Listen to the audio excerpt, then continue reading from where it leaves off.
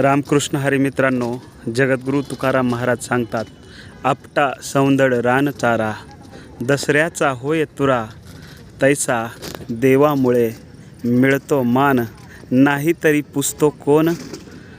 या अभंगाचा अर्थ असा आहे, आपटा असेल म्हणजे आपट्याचं झाड, सौंदडाचं झाड असेल किंवा वेगवेगळ्या रानातील चारा असेल म्हणजे तरवाड, रानकंस, या सगळ्यांना आजच्या दिवशी म्हणजे दसऱ्याच्या दिवशी सोन्याचा मान मिळतो. दसरा तर म्हणजे आपटा तर सोनं म्हणून वापरला जातो.